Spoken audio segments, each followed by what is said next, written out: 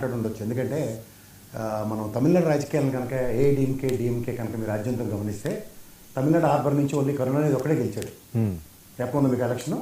So maybe ఇప్పుడు జరుగుతున్న పరిణామాలు మీరు 151, 23 తర్వాత 164, 11 చూసినప్పుడు మేబీ ప్రాస్పరిటీ ఏంటంటే సగానికి సగం తగ్గిన అపోజిషన్ మీరు 23 వర్సెస్ 11 చూసుకుంటే నెక్స్ట్ జరిగి సింగిల్ డిజిట్ అనేది అట్రిబ్యూట్ కనబడుతుంది ఒక పక్కన. అది ఎవరన్నది నేను చెప్పను. ఇవాళ ఈ 3 సంవత్సరాల రాజకీయాల్లోనూ తర్వాత మీరు పేరుని దాన్ని డిస్కషన్ ఎక్స్టెండ్ చేస్తూ ఇక్కడ మీరు ఒకటి గమనించండి. పార్టీ పుట్టుక నుంచి ఈ రోజు దాకా పవన్ కళ్యాణ్ గారి పార్టీ ఏదైతే ఉందో జనసేన పార్టీ అది ఈ రోజు దాకా సింగిల్ డిజిట్కే కన్ఫైన్ అయి ఉంది. ఎక్కడ డబుల్ డిజిట్ అన్నది ఈ రోజు దాకా లేని నేపథ్యం. అలాగే మీరు చంద్రబాబు నాయుడు గారి కనుక నేపథ్యం చూసుకుంటే ఆల్మోస్ట్ కన్సిస్టెంట్గా 40% అన్నది ఆయన స్టేబుల్గా 1983 సంవత్సరం పార్టీ పెట్టిన కాడి నుంచి ఈ రోజు దాకా. అలాగే బీజేపీ పార్టీ తెలుగుదేశం కనుక హక్కును చేర్చుకోకపోతే దిక్కు దివాణం లేని పార్టీ అది. సో ఈ ప్రాస్పెక్టివ్లో వీళ్ళ ముగ్గురు త్రయంలో ఎక్కువగా బ్యాంక్ అయ్యేది ఎవరంటే జనసేన పార్టీ అండ్ ముఖ్యంగా బీజేపీ పార్టీ తెలుగుదేశం నెత్తికెక్కడానికి చూస్తూ ఉంటాయి. సో అవకాశవాద రాజకీయాలను జస్టిఫై చేసుకునే దగ్గర ఇవాళ బాలకృష్ణ గారి లెటర్ లోకేష్ గారికి వెళ్ళింది. లోకేష్ గారు దాన్ని నిలువరించడానికి డిజాస్టర్ అండ్ క్రైసిస్ మేనేజ్మెంట్లో సిద్ధవస్తుడైన చంద్రబాబు గారిని పవన్ కళ్యాణ్ గారి దగ్గరికి పంపించి సంధాన రాయబారంతో దాన్ని ప్యాసిఫై చేయొచ్చు.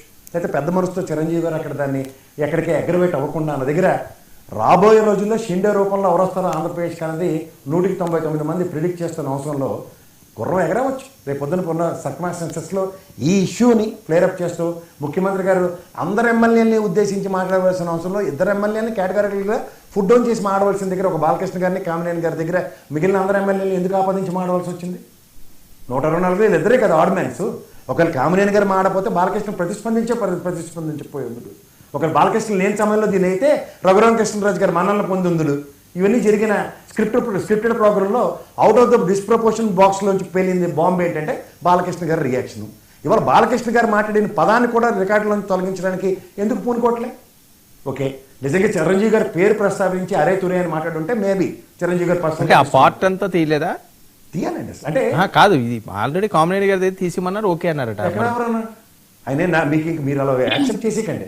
ఇదే ఉపసభాపతి ఆర్ఆర్ రఘురామకృష్ణరాజు గారు ఆ రోజు సైడ్లో కూర్చుని let me discuss with respect to speaker, తర్వాత దీని మీద డెసిషన్ తీసుకుంటారు, నెక్స్ట్ సెక్షన్లో చెప్తారు.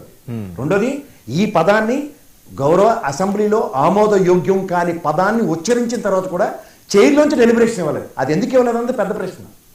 ఉపసభాపతి డిస్క్రిప్షన్ ఉంటుంది అలాంటి అన్యాక్రాంతమైన పదాలు మాట్లాడినప్పుడు. ఈ విధంగా మాట్లాడడం కూడా పొరపాటు.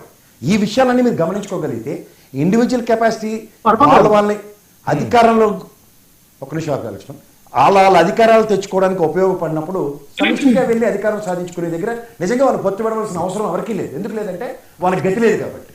ఇండివిజువల్ ఎబిలిటీస్ ఎప్పుడైతే ప్రూవ్ కావట్లేదో వాళ్ళకి ఏం చేసినా చెల్లుబాటు అవుతుంది. ఉదాహరణకి గతంలో వాళ్ళ అమ్మగారిని మాట్లాడిన విషయంలో ఇదే లోకేష్ గారికి, ఇదే పవన్ కళ్యాణ్ గారు ఇచ్చిన చేతవని, ఇదే బాలకృష్ణ గారికి నాగబాబు గారు ఇచ్చిన చేతవనీలు, ఇవన్నీ మీరు రాజ్యాంగం గమనించగలిగితే వాళ్ళ మౌనవ్రతం ఎందుకు పోనవలసి వచ్చింది? అంటే ఈ స్క్రిప్టెడ్ ప్రోగ్రామా లేదంటే దీనికి డిజైన్డ్ ప్రోగ్రామ్ బీజేపీ డైరెక్షన్లో నడుస్తున్న ఈ 2 పార్టీల. సో ఇక్కడ మీరు గమనించగలిగితే పిల్లి మెల్ల గంట కట్టినట్టు ఈ కామినేని మెల్ల గంట కట్టి ఈ తప్పు నేనే చేశాను, స్వయంకృత